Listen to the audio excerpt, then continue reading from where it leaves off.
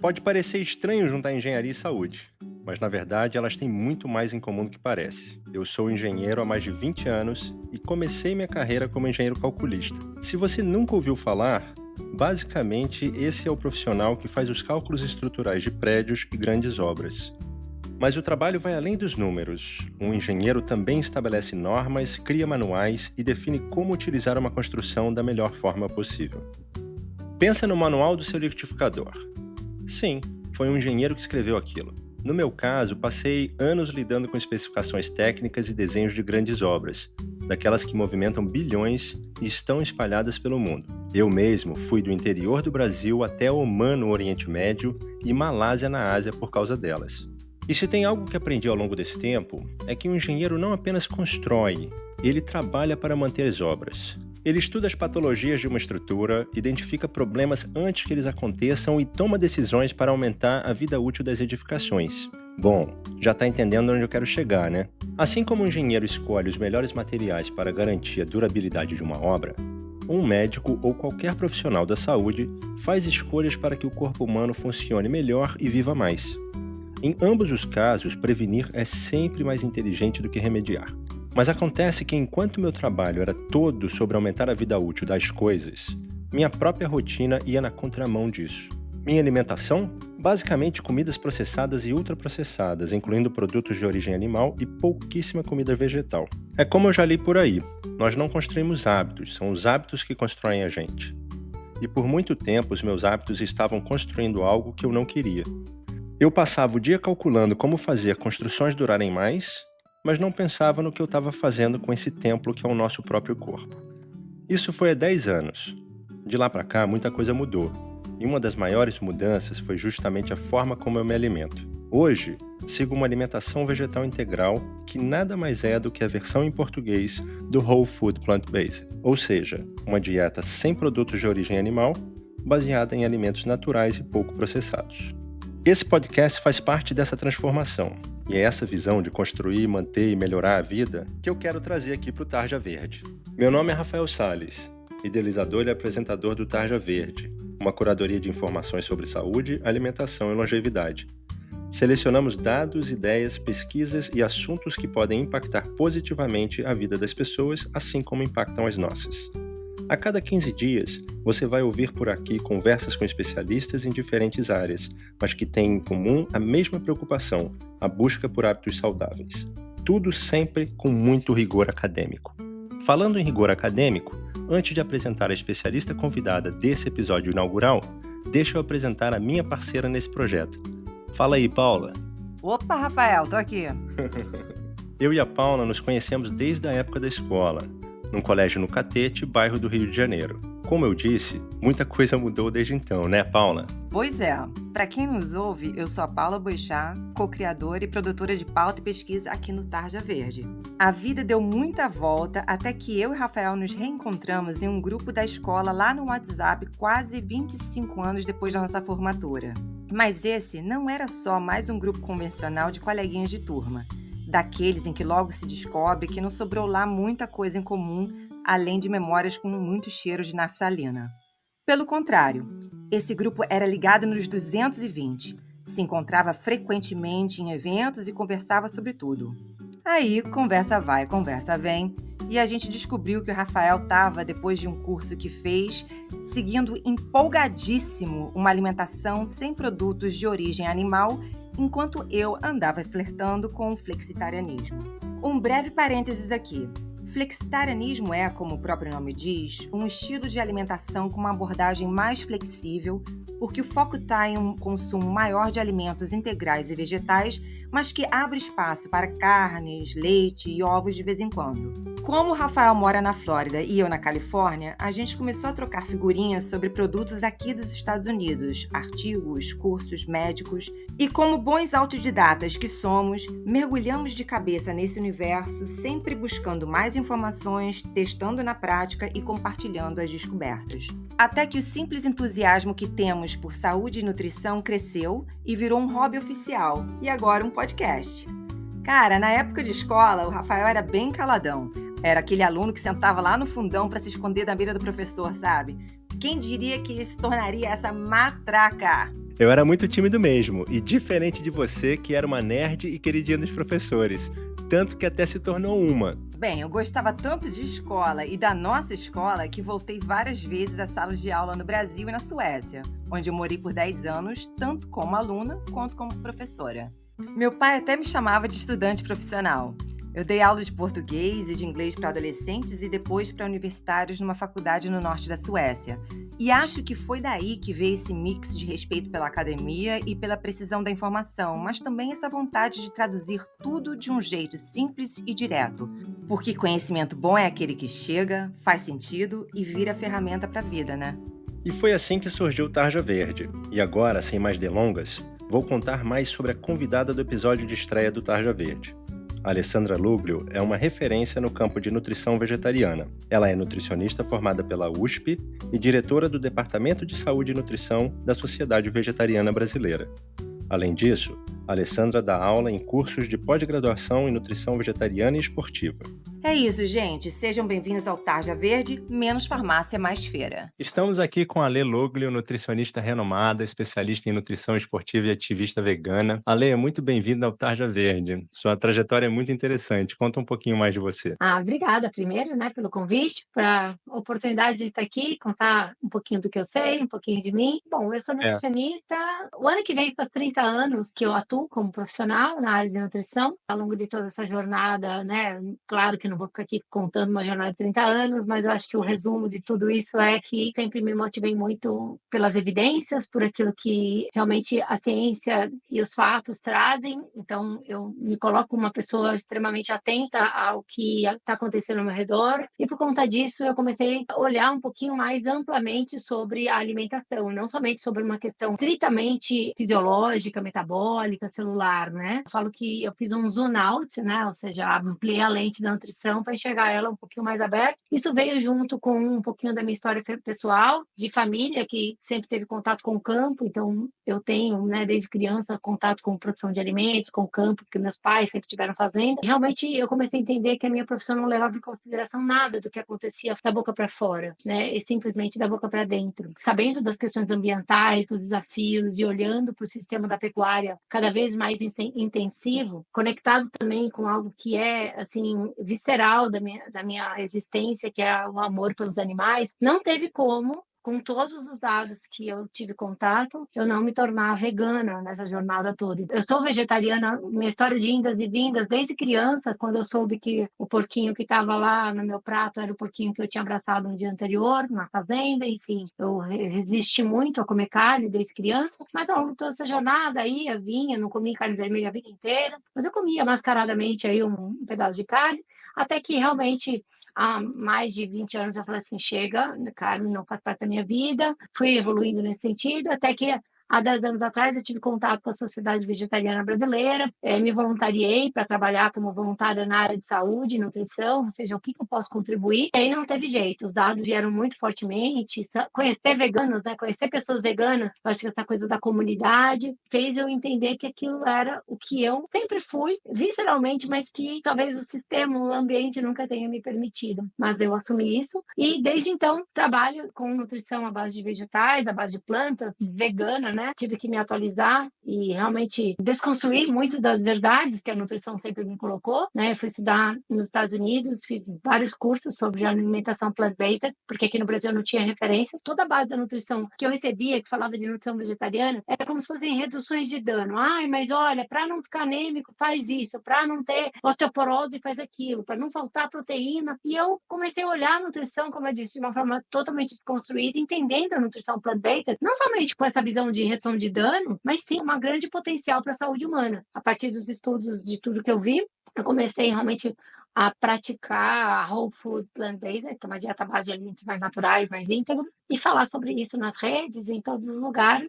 Né? Sou diretora há praticamente 10 anos também do Departamento de Saúde e Nutrição da Sociedade Vegetariana Brasileira, onde a gente cria muito conteúdo, gera muita coisa para poder difundir esse modelo alimentar que eu tanto amo e que é tão importante para todo mundo. Que bacana ver tudo isso no Brasil também. É muito legal levar esse conhecimento e expandir, né, essa parte do Whole Food Plant-Based, eu gosto de chamar também de alimentação vegetal integral, tentar levar esse nome para o Brasil também. Pensando um pouco, estudando para o podcast, eu vi que no início da sua carreira você trabalhou com whey protein, com iogurte. Como foi esse trabalho? O que te motivou a trabalhar com essa parte de proteína naquela época? Desde que eu me formei, eu sempre fui uma pessoa atlética, né? Sempre fiz muita atividade física por questões pessoais, por gosto. E entrei na nutrição também pensando nessa questão do esporte, sendo que há 30 anos atrás não tinha nada de conteúdo sobre nutrição esportiva em nada, nem no meu curso de nutrição e tudo mais. Então, eu fui trabalhar na nutrição clínica e eu atendia muitos colegas atletas, muitas pessoas da área do esporte. E com isso, obviamente, eu comecei a estudar, pesquisar e praticar nutrição esportiva. E a nutrição esportiva, empiricamente, ela sempre teve muita ligação com proteína, porque é algo intrínseco na nutrição esportiva pensar em ganho de massa muscular e, com isso, pensar em consumo, inclusive, muito exagerado de proteína. E aí eu trabalhei desde sempre com a nutrição esportiva, criei os primeiros congressos de nutrição esportiva no Brasil, as primeiras feiras de nutrição esportiva, e, obviamente, tive relação com a indústria de suplementos que chegou no Brasil. E quando a gente falava de suplementos lá atrás, só existia praticamente suplemento proteico e só existia o whey protein, né? Então, como grande entusiasta do esporte e não sendo vegana e não conhecendo sobre veganismo, eu fui uma grande adepta ao consumo de complementos, suplementos proteicos. Na minha cabeça, realmente eu não entendia as questões éticas e as questões da crueldade que a pecuária do ovo e a pecuária do leite tinha. Para mim era uma questão, como carne não mata os bichos, está tudo bem. Né? Então, por isso que acho que esse conhecimento mais profundo de cadeia alimentar fez eu compreender diversas coisas. Inclusive, foi numa grande conferência aí, né, que eu fiz nos Estados Unidos, em Aurora, numa da maior empresa de whey protein do mundo, que eu entendi os trilhões de litros de leite, como ficam as vacas e como são tratadas, o que é a pecuária intensiva, a morte do bezerro macho, enfim, vitelo, aquelas coisas vieram na minha cabeça de uma forma, assim, muito forte. Eu falei, eu preciso tirar esse véu dos meus olhos e parar de valorizar a proteína animal, todas elas, né? Então, foi nesse movimento há 10 anos atrás, que mesmo trabalhando fortemente, sendo reconhecida no Brasil como referência em nutrição esportiva, trabalhando para empresas de nutrição esportiva que trabalhavam com proteína animal, leite, né? Eu tive que ter coragem de falar, gente, chega, para mim não dá mais, eu vou virar vegana e vou ter que fechar, né, quebrar meus contratos todos e não vou mais trabalhar com iogurte, com leite, com queijo, com nada mais isso. Que bacana, né? Nada que deixa a gente assim muito mais leve, assim, seguindo o significado da nossa vida, né? E eu lembro que na sua história, a forma que você deu essa notícia também foi uma forma assim, no seu aniversário de 40 anos, né? Convidou todo mundo. Conta um pouquinho, subiu no palco. É, não, eu lembrei muito disso essa semana, porque esses dias agora, né? Eu sei que a nossa gravação aqui é meio atemporal, mas esse ano, 2024, eu completei agora 50 anos. Faz 10 anos, né, que eu fiz esse evento com a desculpa de comemorar meus 40 anos, né? Uma mudança de década. Chamei minha família, chamei meus clientes, chamei várias pessoas que viviam no meu redor e fiz uma comunicação. Eu fiz um evento que eu preciso mostrar para as pessoas que o porquê de eu fazer essa mudança que todo mundo vai chamar de muito radical, né? Eu levei lá um PPT, um projetor, chamei a Sociedade Vegetariana Brasileira e eu dei uma palestra sobre os impactos da pecuária na saúde, na saúde, nos animais e também no meio ambiente. Falando que, olha, eu como uma pessoa que sou apaixonada pelos animais, me entendo como ambientalista, ecologista, uma pessoa que quer cuidar ao máximo possível do meio ambiente. E uma pessoa que sou profissional da saúde, eu não posso continuar a consumir e a falar sobre determinados alimentos. Então, é aquela coisa, né? Chamei todo mundo lá e falei assim, olha, vão ocorrer muitas mudanças na minha vida. Você vai entender, se a gente não se falar, você é uma delas. Uma frase da Rita Lee, né, que ela fala, olha, tá rolando umas mudanças aqui, se a gente não se falar mais, você é uma delas. E É, aí foi assim, é né? uma liberdade, né? Saiu do armário É, assim e se libertou. É. exato. Eu sou uma pessoa que, assim, eu passo muito mal com incoerências, em todos os sentidos. A incoerência é algo que não me faz dormir. E naquele momento da minha vida, eu comecei a sentir uma incoerência enorme entre aquilo que eu era, aquilo que, visitando, né, dentro de mim, meus valores reais, aquilo que eu colocava para o mundo em rede social e tudo mais, e aquilo que eu estava fazendo. Então, eu precisava romper com aquilo que me fazia me sentir incoerente. E aí foi um libertador, assim, foi muito bom. E a gente fica muito, eu acho que como dica aqui, né, muitas pessoas ficam com medo de assumir determinadas posturas e tudo mais. Eu vou dizer a verdade que realmente tive que abrir mão de diversos contratos, que inclusive financeiramente eram muito importantes, mas assim, isso tudo me abriu para um universo totalmente novo, me colocou na pista para estudar mais ainda, para me relacionar com novas pessoas e abrir um novo mundo que, tanto em termos de oportunidade de trabalho, quanto de visibilidade, quanto financeiramente, foram muito mais vantajosos. No meu caso, eu vejo assim, para você uma dificuldade ainda maior, porque era o seu campo de trabalho, né, você trabalhava com Uhum. isso, era a sua parte financeira, às vezes esse lado a gente não consegue tomar decisões, porque a gente precisa do dinheiro do nosso trabalho, né. No meu caso, eu como engenheiro trabalho com outras coisas, então o veganismo, assim, a alimentação vegetal integral veio mais através da educação, eu não conhecia esse universo, eu não entendia o que faz bem para nossa saúde, e através do conhecimento, quer dizer, quando eu assisti a Dieta dos Gladiadores primeiro, eu peguei e fiz uma lista dos nomes dos médicos, tinha o Dr. Greger ali, aí eu fui atrás e comecei a estudar sobre aqueles médicos, que acabei parando lá naquele curso da E. Cornell com o T. Colin Campbell, você também fez curso com Uhum. ele, e Já dali a fiz gente curso. foi aprendendo. E fala também dos animais, quer dizer, eu também me identifico muito com a sua história, quando você fala quando criança viu o porco na mesa inteiro e tal. O meu avô era italiano, né? Eu também sou de família italiana, e eu me lembro que um dos natais a gente tinha uma casa de campo também no Rio de Janeiro, e ele tinha um coelhinho, ele comprou um coelho vivo. E eu era criança, eu devia ter 8, 9 anos de idade, alguma coisa assim, e a gente ficou brincando com o coelho durante 2, 3 dias. Ninguém falou que aquele coelho ia ser comido, ninguém sabia. E de repente, na ceia de Natal, o coelho estava inteiro na mesa assado. Exatamente Aquilo como a me minha história. é, aquilo me chocou de uma forma, assim, eu nunca na minha vida comi carne de coelho, por causa desse dia, né. As É. crianças se rebelaram na noite lá de Natal, não comemos o coelho, choramos pra caramba, mas isso ficou muito forte, mas eu continuei comendo carne. Eu cheguei, assim, uma época na minha vida, eu achava que a carne era importante no aspecto nutricional, mas com conhecimento, a quantidade de gordura saturada, e depois veio também o lance dos animais, que eu sempre gostei dos animais, aí você consegue juntar tudo, né. Praticamente o mundo inteiro acreditam realmente que a carne seja essencial, que a carne seja necessária. Talvez não tiveram a oportunidade de ter contato com o outro lado do conhecimento, com as outras questões. Por quê?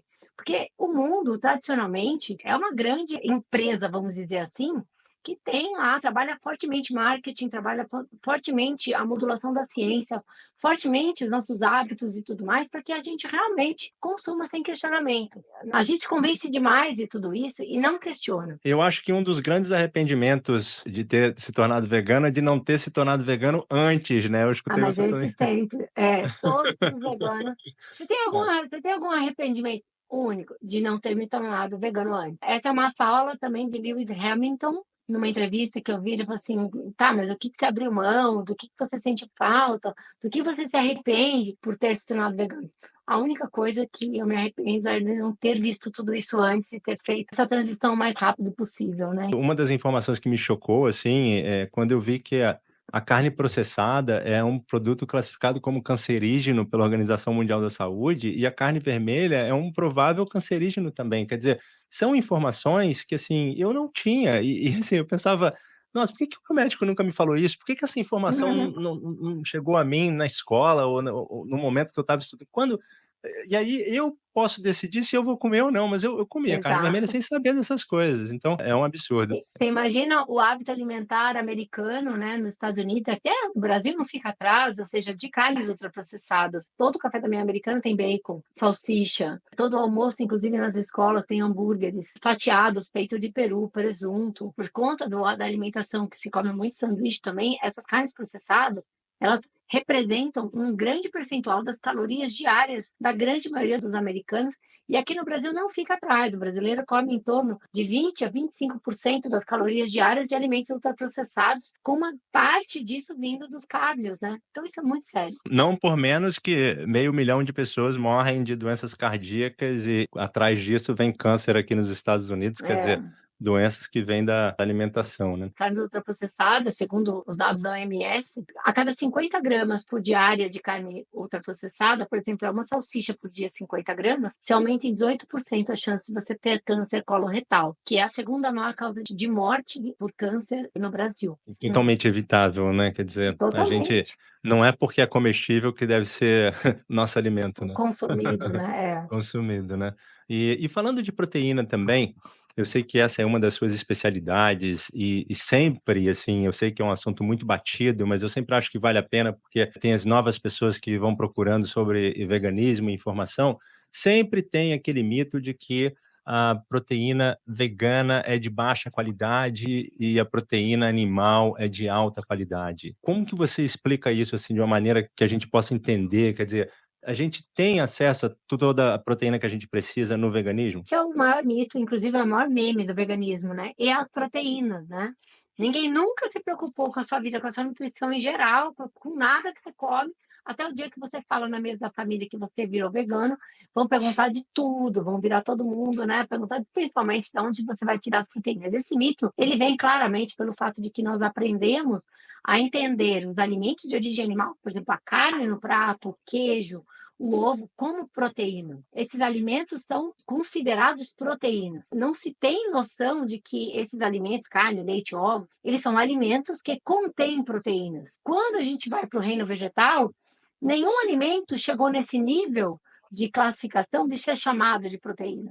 Os alimentos vegetais, eles são alimentos vegetais, são feijões, né? O arroz é carboidrato, né? A couve é uma folha, nem chama os alimentos vegetais de nutrientes especificamente, né? Com exceção dos tubérculos, que são mais chamados de carboidratos. Então, o que acontece? A bagunça vem daí, porque me parece que quando eu tiro os alimentos de origem animal da minha vida, eu tiro as proteínas, que não se fala, obviamente, porque não se quer que chegue essas informações tão claras, é que todos os alimentos vegetais têm proteínas, todos, inclusive a melancia, eu sempre falo isso, melancia é água, não, tem proteínas também, tá? E que as proteínas, gente, são moléculas que combinam, são formadas por aminoácidos, existem 20 tipos de aminoácidos que fazem parte da nossa alimentação, que as nossas células precisam. Esses 20 aminoácidos, eles estão totalmente disponíveis nos vegetais, inclusive, desses 20 aminoácidos, 9 são considerados essenciais, são aqueles que a gente não produz internamente no nosso corpo e obrigatoriamente tem que vir da dieta. O pulo do gato do veganismo é exatamente isso. Quando você começa a estudar, você vê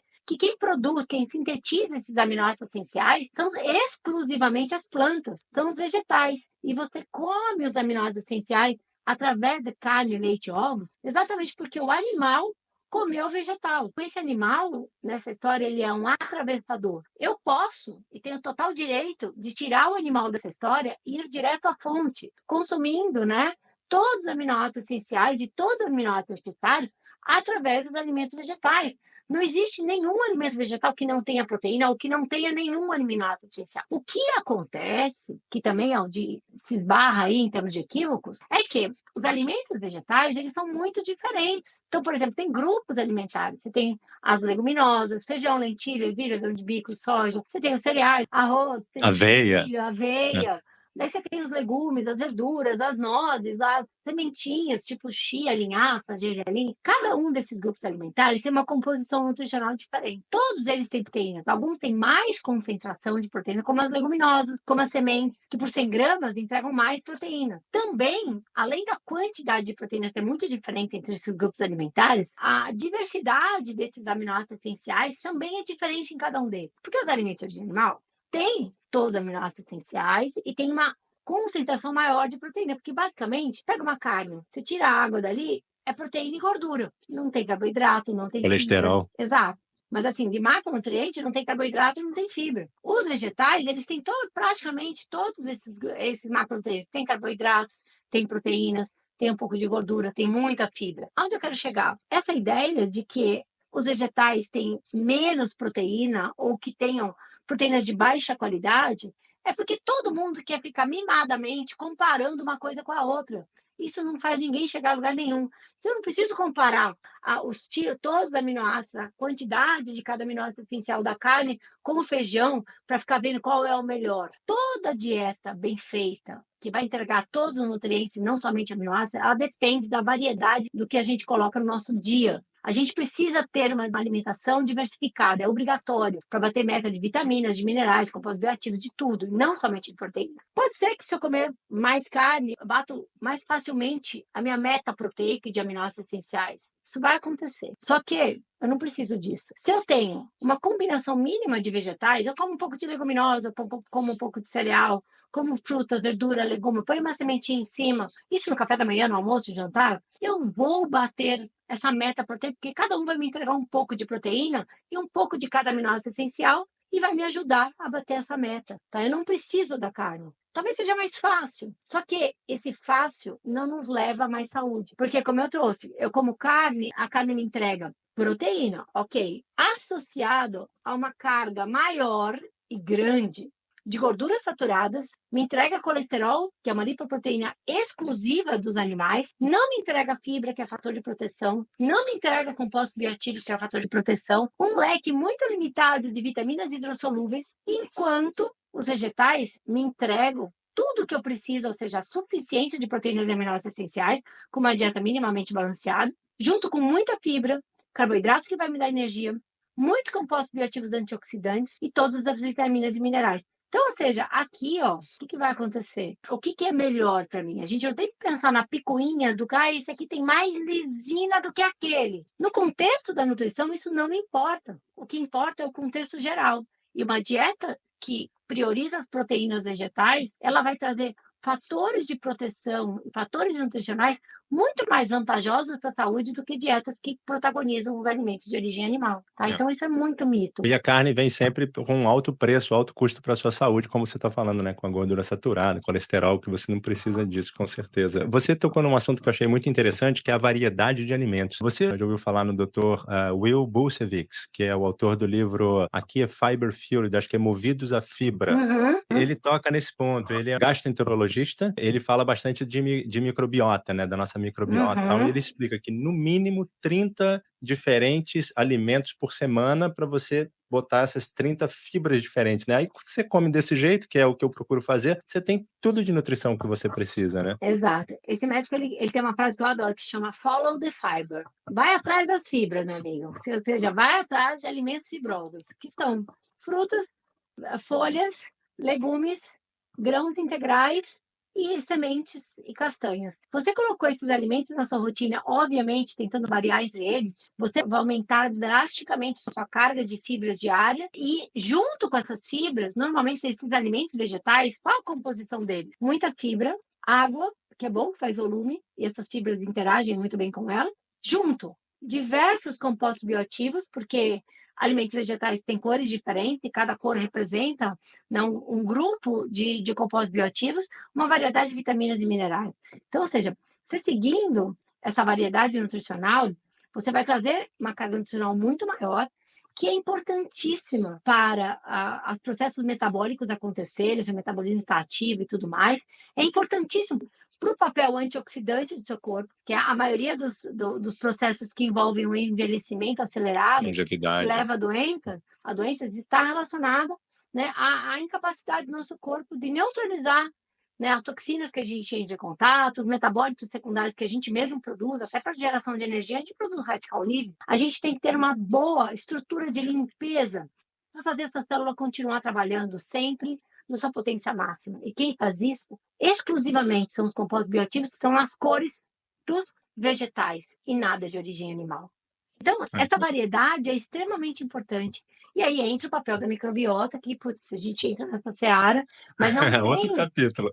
não tem dieta, modelo dietético, né, mais eficiente para cuidar da microbiota intestinal, trazer alimento para uma variedade maior de bactérias probióticas que tem papel essencial na promoção de saúde do que a dieta whole food plant-based. Não existe. Quanto mais fibras, quanto mais variedade de vegetais, mais amido resistente, mais polifenóis. Hoje a gente sabe, por exemplo, que os compostos fenólicos têm ação prebiótica, mais você vai aumentar a diversidade dessas boas bactérias que são responsáveis pela produção de diversos metabólitos, como, por exemplo, os ácidos graxos de cadeia curta, que vão alimentar a barreira intestinal, produzir hormônios que vão nos trazer bem-estar, que vão controlar o nosso apetite. Existe, inclusive, um eixo ligando a microbiota intestinal com a membrana hematoencefálica de proteção. Eu acho que a gente ainda é bem mirim de compreensão da microbiota. Não, com certeza. Isso dá um assunto assim para vários capítulos de Gigante, podcast, com gigante. certeza. Outra coisa, puxando no seu passado também, você falou que era atleta ou é atleta, gosta de malhar e tudo mais. O exercício físico é importante para a nossa saúde, e à medida que a gente vai envelhecendo também, a gente precisa desenvolver a musculatura do corpo para envelhecer mais saudável, proteger os ossos e etc e tal, né? Em relação a desenvolver a massa muscular, o que que a dieta vegana, o que que a gente precisa focar? Que tipo de alimento a gente precisa comer para realmente desenvolver? Qual a porcentagem de proteína que você diria que é bom para a gente em relação às calorias, para a gente desenvolver massa muscular na nossa idade, assim? Seguir uma dieta vegana para manutenção e ganho de massa muscular, as estratégias não são diferentes da dieta onívora. A gente tem aí os protocolos da nutrição esportiva, né?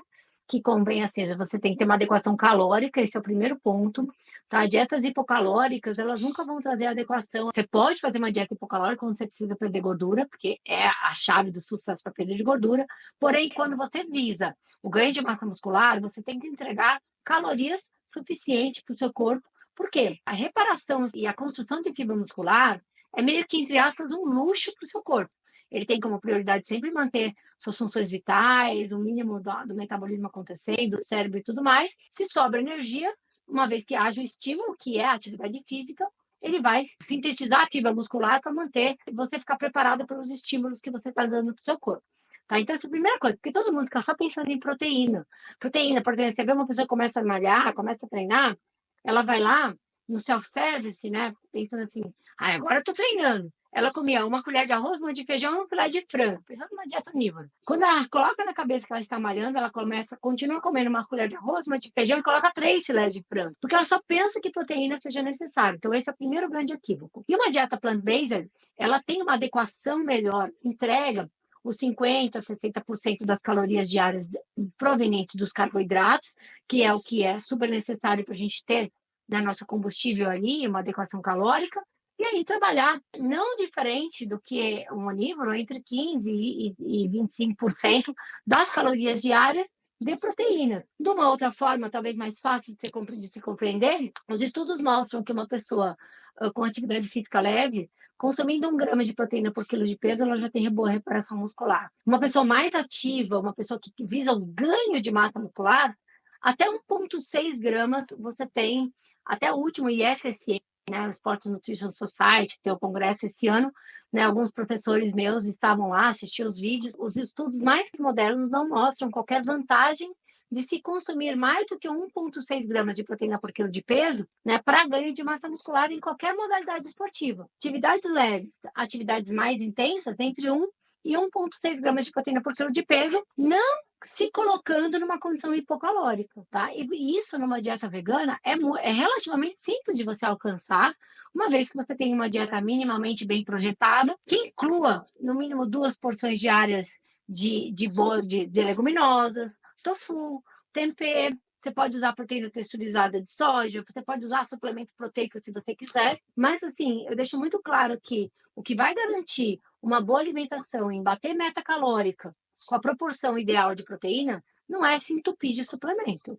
é comer grão, porque ele vai trazer exatamente a proporção boa entre proteína e carboidrato, porque a gente precisa dos 50% a 60% das calorias de carboidratos. Não hipervaloriza a proteína, porque você está jogando dinheiro fora, fazendo seu corpo trabalhar mais do que precisa e gastando o planeta por burrice pura. Não precisa. Não precisa. Hoje eu dei uma olhadinha no seu Instagram e eu vi um post bem bacana que você estava comentando uma reportagem que saiu no jornal, falando que os vegetarianos ou os veganos são autoconsumidores de comida processada, ou consomem mais processado que os carnívoros. Até você fala assim, não é carnívoro, é onívoro. E ali eu achei um ponto curioso, quando você jogou os dados do veganismo pela USP, né, do estudo da Universidade de São Paulo, e você mostrou que naquela classificação de 13% de comida ultraprocessada dos veganos, estava incluso a proteína de soja, né? O PTS, estava o Texturizada, isso. tofu, estava proteínas em pó, quer dizer que não tem nenhuma adição. Você mesmo fala de açúcar ou de gorduras ali, né? Nós podemos consumir o PTS, o tofu, a proteína de soja ou a proteína de ervilha, essas coisas. É importante isso na dieta ou não seria necessário? Vamos Como você vê isso? Ótima pergunta. Isso é a polêmica sempre, né? Primeiramente, pessoas que têm uma alimentação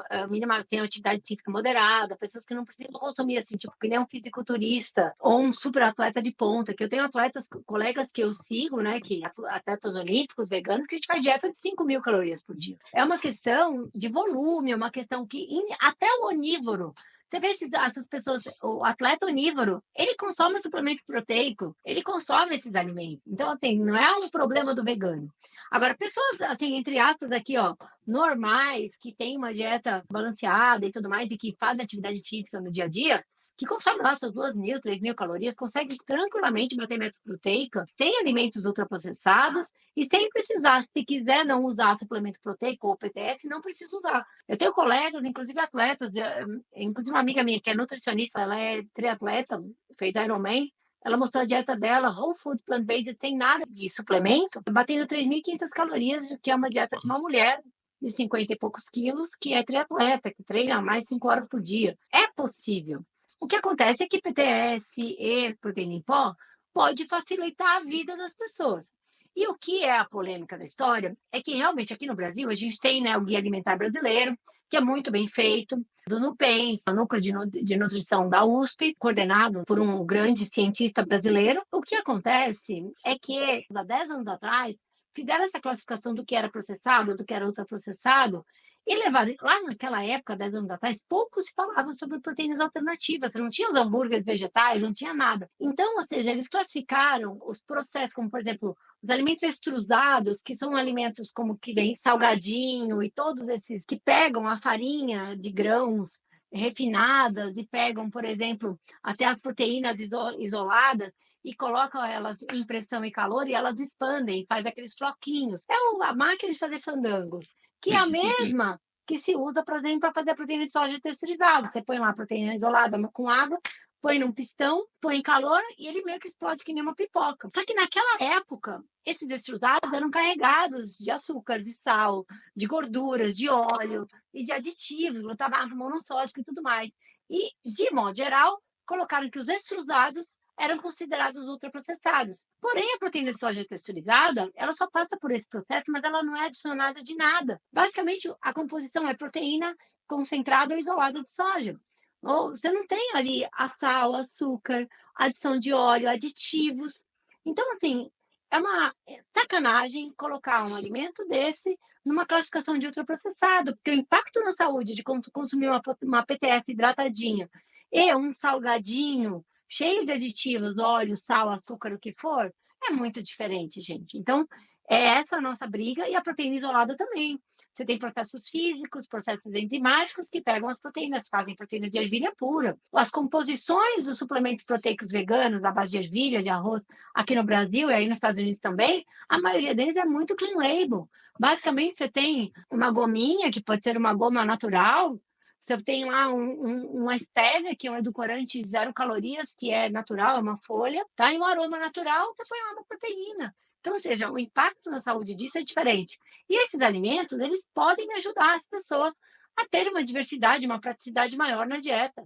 E até porque o PTS, por exemplo, sensorialmente, ele substitui as receitas tradicionais feitas da base de carne, como, por exemplo, um quibe, uma coxinha, também na dieta do vou comer coxinha, sei lá, se quiser, né? Então, faz lá uma carne Para quem moída precisa. para rechear a abobrinha, né? E escondidinha de batata doce. Dá para fazer muita receita, né? Falando da proteína ainda, nas refeições, assim, uma vez eu escutei que por refeição existe um limite de absorção do seu corpo daquela proteína que você está comendo. Então, se você falou no máximo entre se não me engano, 1 grama e 1,6 para cada quilo do nosso corpo. Se a gente come muita proteína, o nosso corpo não absorve, qual é o limite de uma refeição, assim, que a gente consegue comer de proteína? Tem esse número ou não? Primeiramente, a gente achava realmente lá atrás que a gente tinha assim, um limite absortivo a nível intestinal. Só que recentemente, os últimos estudos mostram que isso é muito relativo, isso depende muito de pessoa a pessoa. E nosso corpo, ele é extremamente moldável e adaptável. Pessoas que tendem a comer mais proteínas ao longo da vida tendem a absorver mais proteína também. Tá? Então, ou seja, não existe um limite, um teto absortivo que seja igual para todas as pessoas. O que a gente sabe não é sobre a absorção, e sim sobre metabolicamente o corpo conseguir utilizar essa proteína. Então, se eu tenho um consumo, vamos falar que eu fiz uma refeição hiperproteica, com 60, 70 gramas de proteína, o cara que foi na churrascaria, ou a pessoa foi lá, abusado, jogou 2 scoops de proteína em pó, que tomou lá 50, ainda misturou lá com sei lá o quê, e virou 60, 70 gramas de proteína. É muita proteína de uma vez. Os estudos, eles são muito claros, eles mostram que quando esse pool de aminoácidos ele fica muito alto, a gente não tem proporcionalmente um estímulo de síntese muscular aumentado. A síntese muscular, sim, tem um teto para aproveitar essas proteínas. Então, o que acontece? Que se eu jogo muita proteína de uma vez, e isso não é aproveitado para o meu corpo, para a síntese proteica, que é... Proteína não é só músculo, né? É fazer hormônio, é fazer enzima, é fazer tudo que é proteína. Então, não houve metabolicamente aumento proporcional de síntese proteica com relação à quantidade de proteína aumentada. E isso é um problema para o meu corpo, porque se eu fico com um pool de aminoácidos muito alto, meu corpo automaticamente ele tem que nivelar isso. Meu corpo é muito cuidadoso, ele precisa trabalhar numa suficiência, num limiar. Ele vê muita proteína, ele começa a degradar, quebrar essa proteína, começa a produzir, manda para o fígado, isso vira amônia, né? A amônia é transformada em ureia para que meu corpo consiga excretar. Então, eu dou uma sobrecarga para o meu fígado, eu dou uma sobrecarga para o meu rim para ficar fazendo xixi proteico. Tá? Pedras nos rins, pedra na vesícula. Exatamente. Além de, né, esforçar os nossos órgãos que são vitais, como fígado e rim, você tem uma outra questão, né, que é esse excesso proteico, esse excesso de amônia circulante, esse excesso de creatinina, de ureia, principalmente, circulante. A gente consegue ver isso através dos exames de sangue. Essa pessoa que está com os níveis aumentados de ureia e de amônia circulante, o que acontece? Ela tende a ter um padrão mais acidificante do corpo. Porque essas substâncias acidificam. Então, você também obriga o seu corpo a ficar, durante muito tempo, fazendo o que a gente chama de efeito tampão. Obriga o nosso corpo a ficar equalizando esse pH sanguíneo, porque nosso corpo não pode acidificar e não vai acidificar. Porque a gente tem sistema de segurança, a gente chama de sistema tampão, em que a gente começa a jogar no sangue substâncias tamponantes, que, em sua maioria das vezes, vêm principalmente da nossa massa óssea. Então, a gente tem estudos que mostram um desgaste ósseo para tentar gerar, quebrando lá as tramelas dos ossos, para poder jogar no sangue mais carbonatos, bicarbonatos, que tem esse efeito de tampão por uma vida ácida que essa pessoa tem por excesso de consumo proteico. E isso pode levar a diversos desequilíbrios e também a osteopenia, a osteoporose na fase adulta. Então, o excesso de proteína pode trazer todo esse desequilíbrio, Exato. né? Eu vou trazer um dado epidemiológico. As maiores populações que têm osteoporose no mundo são as mulheres do norte da Europa, Suíça, Suécia, não, países em que as pessoas... A Paula conhece bem, a Paula morou na Suécia há muito tempo. Alto poder aquisitivo, tem uma tradição de consumo de muito laticínio, então você vê lá a vaca nos Alpes suíços, chocolate, ao leite, quem colocou leite no chocolate foi o suíço, não foi o brasileiro, né? Então, quanto consumo de lácteos, aliás, quanto cálcio consumido, e por que essas pessoas têm mais osteoporose? Não seria pelo excesso proteico? A incidência de sol também? Pode ser, né? Não sei. Também, exato. O metabolismo ósseo, ele envolve diversos outros micronutrientes, né? Então, é importante a gente somar tudo isso, né? Será que essas dietas hiperproteicas, elas não estão causando esse desequilíbrio no eixo de tamponante e ácido base para poder, por conta de tanta amônia, de tanta ureia que se produz, tentando excretar os excessos proteicos? Com certeza. E só para finalizar um pouco esse assunto de macronutriente, tem um que às vezes ele é o vilão da história, que é o carboidrato, né? Quando a gente escuta uma pessoa que foi diagnosticada com diabetes tipo 2, ou a pessoa quer emagrecer, ou ela tem que cortar o carboidrato, fazer uma dieta low carb, uma cetogênica e tal. E eu acho que eles agrupam os carboidratos como se fosse num único lugar, né? Um único grupo de carboidratos, né? O que a gente deve saber de carboidrato? É saudável ou não é saudável? Como você separar isso? Primeiramente, que esse conceito de ter que cortar carboidratos para quem tem pré-diabetes e diabetes é totalmente equivocado, é um grande erro da medicina. Pelo contrário, Que bom a gente escutar tem isso. estudos muito bem direcionados, muito bem conduzidos aí nos Estados Unidos. De Norwich tem um estudo fantástico na sua clínica de reabilitação, em que ele pegou diabéticos e ele os colocou numa dieta whole food plant-based com 80% das calorias diárias provenientes de carboidratos integrais e somente 10% de proteína e 10% de gordura, sendo essas gorduras insaturadas, mono e poliinsaturadas, provenientes de castanha, sem óleo de adição e baixíssimo teor de gorduras saturadas. O grupo controle seguiu um padrão dietético americano preconizado pela Sociedade Americana de Diabetes, de Endocrinologia. E o que aconteceu? Dina tem isso muito bem documentado. Esse povo que comeu 80% da dieta de carboidratos integrais reduziu o peso, reduziu a resistência insulínica e melhorou diversos marcadores sem uso de nenhum medicamento. Então, isso é um grande equívoco. Essa coisa de cortar carboidrato para diabéticos, isso deflagra claramente o desconhecimento de bioquímica. Eu sei que você já me falou no spoiler que você vai entrevistar o Dr. Eric Sluit. O Dr. Eric, ele é um especialista em diabetes e ele fala muito bem sobre esse assunto, mostrando que realmente o grande vilão causador do diabetes, que causa a resistência insulínica, que leva ao diabetes tipo 2, né, que não é o diabetes tipo 1, que é aquele que tem cunho genético e tudo mais, mas o diabetes tipo 2 é causado por resistência insulínica e a causa disso é uma inflamação de membrana celular causada pelo excesso de consumo de gorduras saturadas. A grande questão é um grande equívoco. Como você disse anteriormente, não dá para jogar todos os alimentos fontes de carboidrato no mesmo balaio. A gente tem os grãos integrais, temos as frutas, são ricas em fibras, ricas em água, ricos em diversos compostos bioativos de ação antioxidante, inclusive que reduzem grau de inflamação, versus os carboidratos refinados, os açúcares refinados, as farinhas refinadas, que inclusive são muito consumidos. Dificilmente a pessoa vai ter excesso de arroz integral, excesso de batata doce roxa. No meu aniversário teve um bolo de farinha branca com açúcar branco e muito delicioso, mas era no meu aniversário. Eventualmente eu consumo um docinho, mas eu não posso fazer disso a base da minha alimentação. Eu sou uma grande carb lover, a base da minha alimentação são os carboidratos. O meu consumo de carboidratos ele é adequado, né? Devo ter em torno de 70% da minha dieta vinda, da minha caloria da minha dieta proveniente de carboidratos, principalmente frutas e grãos integrais, né? Enfim, então isso é um grande erro. Essas dietas low carb, essas dietas cetogênicas, elas surgiram pelo desespero das pessoas que estão vendo sua saúde em estado deplorável. É muito mais simples você cortar grupo alimentar e colocar eles como venenos, midiaticamente como venenos, do que explicar sobre o seu papel, a sua bioquímica e principalmente falar de ter parcimônia e trazer a alimentação mais integral do dia a dia. Quando a pessoa faz uma dieta low carb ou cetogênica que ela corta, ela vai cortar o quê? Ela vai cortar o pão, ela vai cortar o doce, ela vai cortar a Os besteira que ela refinados. come no dia a dia. E aí, obviamente, a pessoa faz dieta low carb e melhora, mas não é porque ela deixou de comer carboidratos, sim porque ela deixou de comer alimentos ricos em carboidratos refinados, que fazem craving, que fazem ela querer comer cada vez mais. É muito importante separar o joio do trigo aí, porque é uma tristeza a gente vê, inclusive, médicos, endocrinologistas, que se dizem especialistas de diabetes, prescrevendo dieta low carb e dieta cetogênica, acabando com a saúde desses pacientes, tornando-os cada vez mais dependentes de insulina. Isso é muito triste.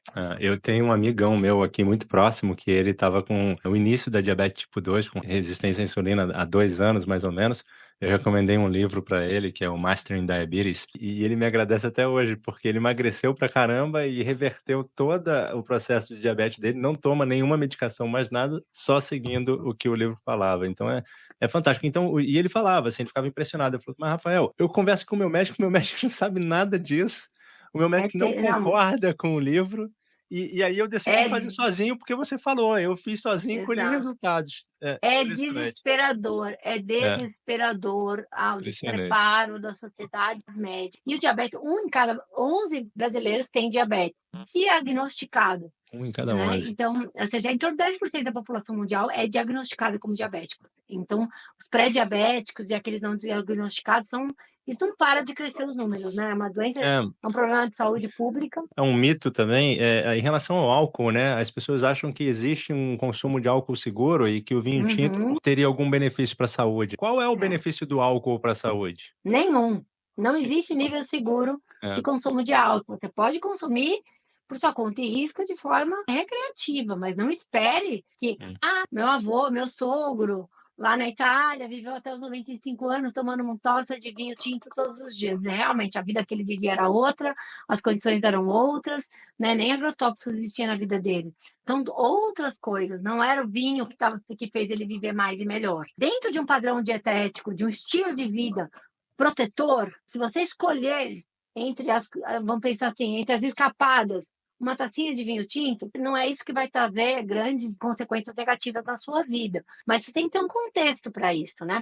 E o resveratrol, minha gente, a gente consome nos alimentos roxos, né? Você pode tomar suco de uva, você pode consumir açaí. Quem mora no Brasil, a antocionina tem papel muito importante, similar ao resveratrol, em fator de proteção cardiovascular. Isso é muito bacana. E então, quer dizer, não existe consumo seguro, e eu sempre falo assim também que o importante para a saúde não são as exceções, né? É a É. rotina. Você tem que manter uma rotina saudável. Tem aquela máxima que a gente fala aqui também nos Estados Unidos, que o que faz mal à saúde não é o que você come entre o Natal e o Ano Novo, é o que você come entre o Ano Novo e o Natal. A vida inteira eu falei para meus pacientes, o que impacta a sua saúde e até seu objetivo estético não é o que você faz de vez em quando, é o que você faz de vez em sempre. É o de vez em sempre é todo dia, né? As É. exceções são exceções, né? Em relação à suplementação para vegano, tendo que a gente precisa pelo menos de 2 vitaminas, né, tem algum outro tipo de suplemento que o vegano precisa? Falando da B12 ou de repente da D3.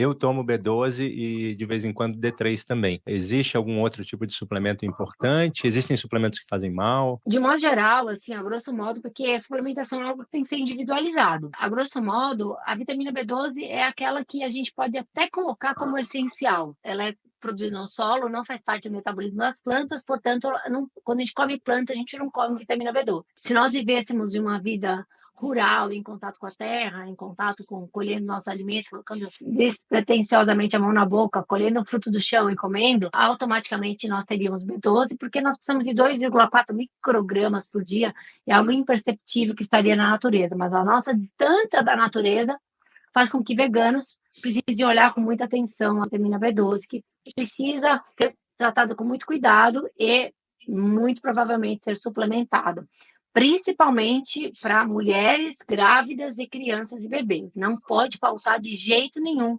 vitamina B12 nessas fases, por isso que a suplementação é assim, precisa acontecer. Agora, só preciso trazer um dado, os estudos mostram que 50% da população vegana não suplementada tem deficiência de B12, e 40% da população onívora também tem deficiência de Precisa. B12. Não é Tá? tão Então, grande, né? é muito provável que os veganos tenham menos deficiência de B12, porque todo vegano tem pânico de B12 e já começa a suplementar. Então, é mais provável achar um onívoro com deficiência de B12 hoje do que um vegano que minimamente estudou um pouquinho, recebeu orientação e começou a suplementar a vitamina B12. Tá? Então, precisa suplementar. A vitamina D não tem a ver diretamente com o veganismo.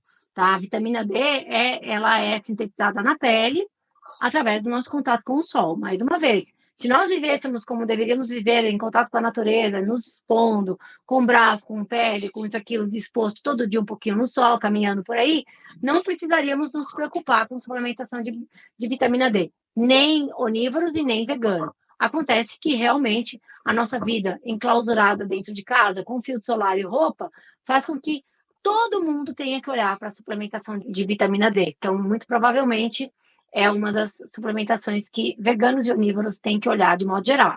E o vegano precisa prestar atenção, porque a vitamina D3 que vende nas farmácias, ela não é vegana. Ela vem... Eu tomo uma vegana.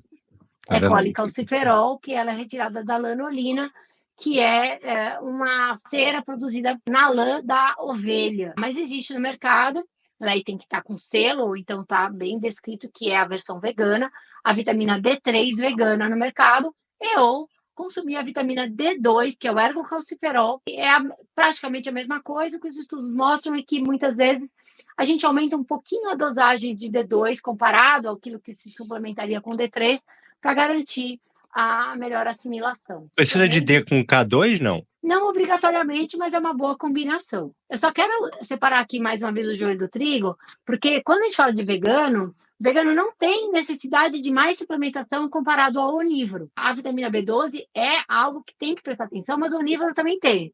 A vitamina D tem que prestar atenção, mas o onívoro também tem.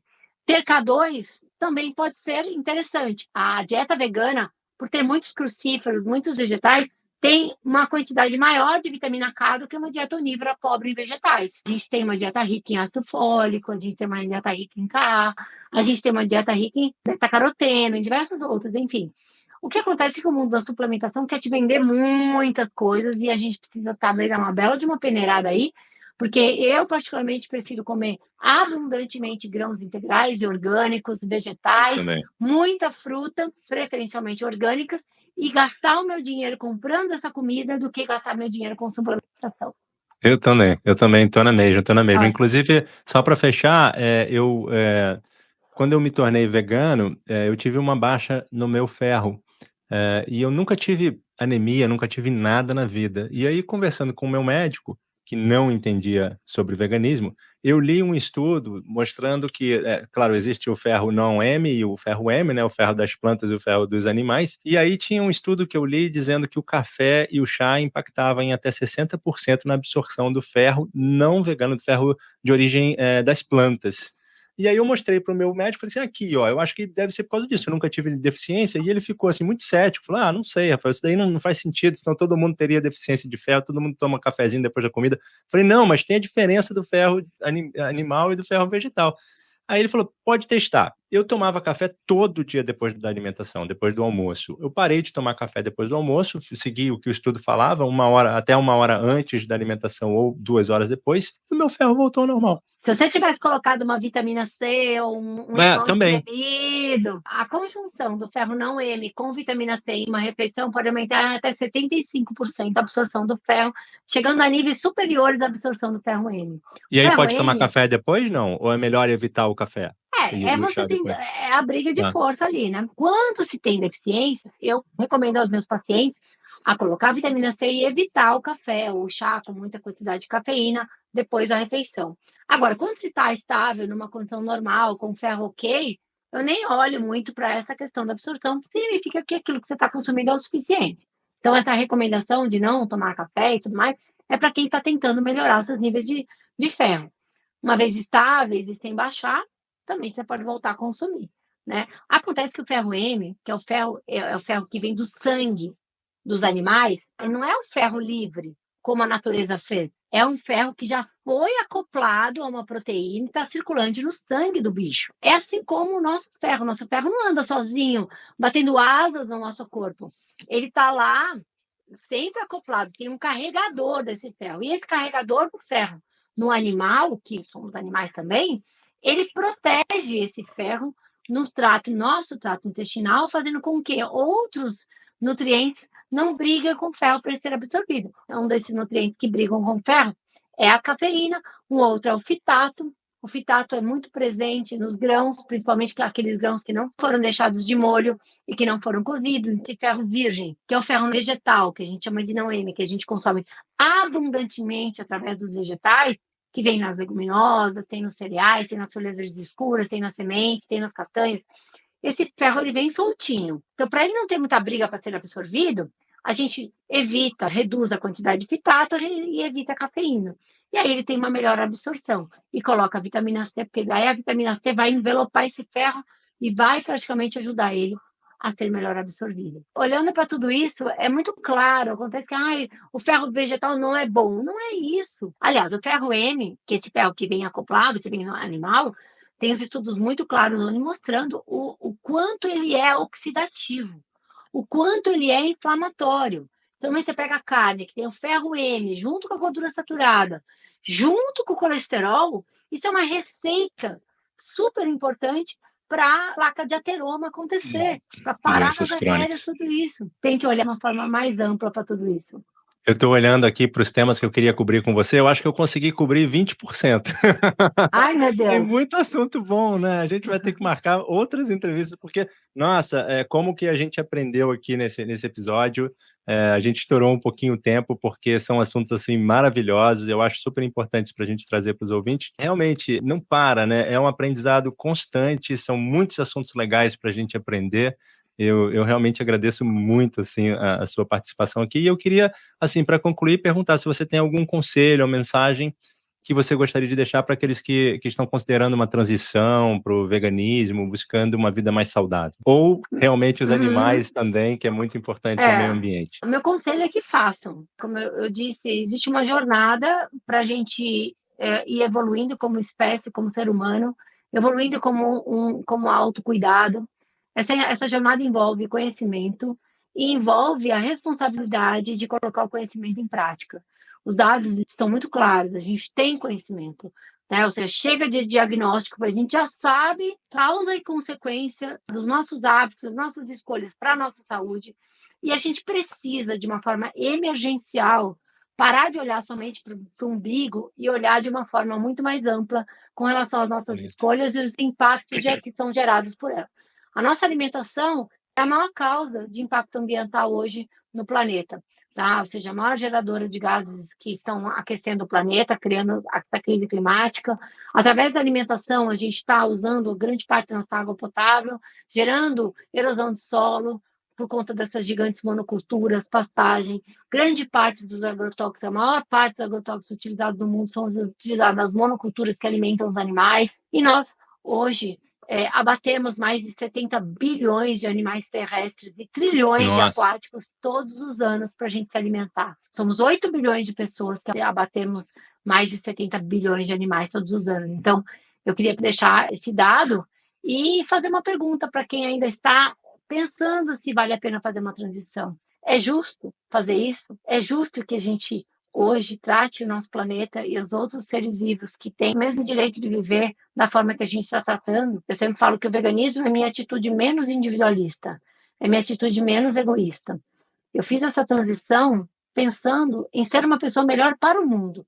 E eu ganhei de presente ser uma pessoa melhor para mim mesma. Tá? Então, olha, se isso puder encorajar, eu acho que essa é a grande questão e que a gente precisa olhar para frente. Não dá mais para olhar para perfeito. trás. Gostei muito do que você falou, colocar em prática a informação, né? Aquilo que já está disponível também, muito legal. Mas ficou É. perfeita a mensagem. E assim, seus próximos projetos, como a gente pode acompanhar o seu trabalho através do seu Instagram? Eu estou envolvida com muitos projetos, né, hoje. Muito, muito, muito. Meu Instagram é simples, @aleluglio. Lá eu acabo divulgando a maioria dos meus pensamentos e também consigo colocar os eventos que eu vou participar. Para 2025 eu tenho uns projetos mais audaciosos que envolvem bastante conteúdo. Estou gravando alguma série de documentário também para falar sobre o impacto da alimentação. É isso, acho que basicamente continuo fazendo a mesma coisa. Me sigam a Sociedade Vegetariana Brasileira e no site da SBB tem diversos materiais gratuitos que é só baixar.